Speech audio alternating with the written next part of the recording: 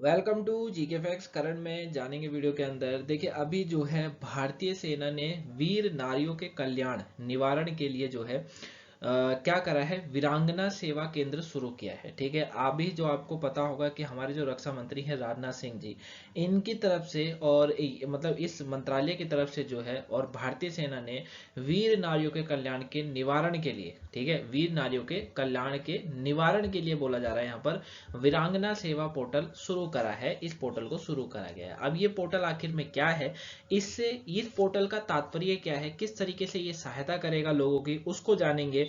और क्यों इसको भारतीय सेना और इन्होंने चालू करा है, क्या इससे लाभ होने वाला है, उसके बारे में बात करेंगे। तो टॉपिक जो है पेपर के पॉइंट ऑफ व्यू से मोस्ट इंपोर्टेंट है।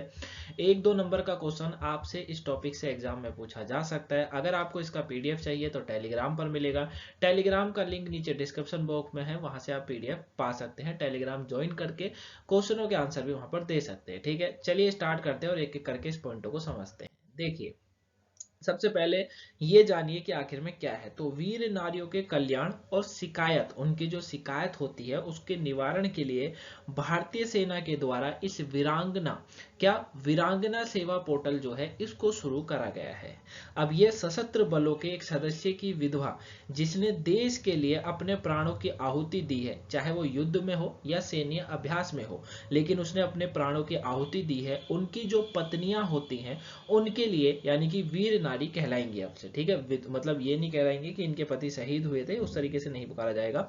वीर नारी के नाम से उन्हें पुकारा जाएगा। साथ में उनकी पोर्टल का जो है उनके लिए पोर्टल भी शुरू करा गया। अब थोड़ा और ध्यान से समझिए, कहने का तात्पर्य क्या है। आपको पता है कि हमारे जो देश है और हमारे जो बाकी के कंट्रीज, हमारे बगल में जो देश लगते हैं, उन्हें हमसे कुछ ज्यादा ही चिढ़ होती है। ठीक है, जैसे पाकिस्तान हो गया, फिर चाइना की बात करेंगे तो यहाँ पर हमको बार बार जो है घुसपैठ देखने को मिलती है, जिससे हमारे जो सैनिक होते हैं, जो हमारे हीरो होते हैं, असली रियल हीरो, वो शहीद हो जाते हैं। ठीक है, अब वो तो शहीद हो गए, लेकिन उसके बाद जो उनकी पत्नियां होती हैं उनको किस तरीके से सरकार सहायता करती है, इसके बारे में किसी को कुछ नहीं पता है। ठीक है, दूसरा ये है कि उनकी अगर जो है वाइफ को कुछ जरूरतें चाहिए होती है, कुछ जरूरतों की जरूरत होती है, तो फिर वो कहाँ जाए, क्योंकि पति तो मर चुके हैं। और अगर जैसे हम लोग बात करें फाइनेंशियल की, तो फाइनेंशियल की अगर बात करेंगे पैसों की, तो वो तो खत्म हो गया। अब कैसे उनकी सहायता होगी, क्योंकि सरकार तो जब वो मरते हैं मेडल देने के बाद बोल देती है, लेकिन उसके बाद का क्या, कहां पर अपील करें। आज तक कोई ऐसा पोर्टल भी नहीं बनाया गया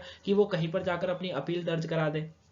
उसी को ध्यान में रखते हुए इस पोर्टल को शुरू करा गया है। ठीक है, क्लियर है। अब ये काम कैसे करेगा, सेवा केंद्र जो है ये कार्य कैसे करता है। तो वीरांगना सेवा केंद्र भारतीय सेना के वेटरन्स पोर्टल के सेवा के रूप में उपलब्ध होगा। किसके, वेटरन्स पोर्टल के रूप में जो है ये सेवा के रूप में उपलब्ध होगा। प्रणाली के बारे में ये कहा जा रहा है कि इस आवेदक की ट्रैकिंग, निगरानी और नियमित फीडबैक के साथ शिकायतों के पंजीकरण को पूरा करेगा। मतलब जैसे कोई भी अगर जो वीर क्या कहते हैं, वीरांगना वीर है, ठीक है, उनकी कोई भी वाइफ है, तो वो जो है अगर इसमें पोर्टल पर अपना पंजीकरण करती है, रजिस्ट्रेशन करते हैं, तो उनको ट्रैकिंग, निगरानी और नियमित फीडबैक भी उनके द्वारा जो है उस सारी चीजों को एकत्रित किया जाएगा और जल्दी से उनकी चीजों का समाधान करा जाएगा।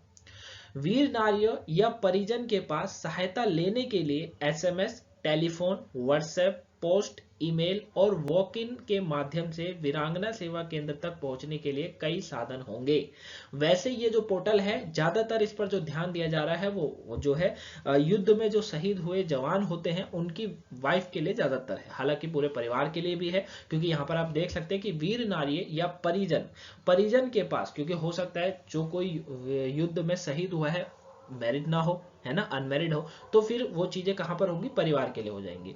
तो वो चीजें हैं। तो इसके लिए अगर पहुंचना है, जरूरी नहीं है पंजीकरण कराना यानी कि रजिस्ट्रेशन कराना जरूरी है। वो SMS, telephone, WhatsApp, post, email, walk in, इनके माध्यम से भी जो है इस सेवा पोर्टल का जो है लाभ उठा सकते हैं। क्लियर है। हितधारक ग्राहक संबंधित जो है संबंध प्रबंधन सॉफ्टवेयर के माध्यम से शिकायतों की स्थिति की निगरानी भी कर सकते हैं और आवेदक को एसएमएस और ईमेल के माध्यम से नियमित स्थिति का अपडेट प्राप्त होगा। यानी कि जैसे आप किसी भी साइट पर जाकर, गवर्नमेंट साइट पर जाकर आप कुछ अपील करते हैं तो आपको सारी चीजें मिलती है। आप उसे ट्रैकिंग कर सकते हैं, पता कर सकते हैं आप किस चीज पे काम हो रहा है, नहीं हो रहा है, वो चीज। जैसे मैं बात करूं तो नेशनल वुमेन्स कमीशन है ना।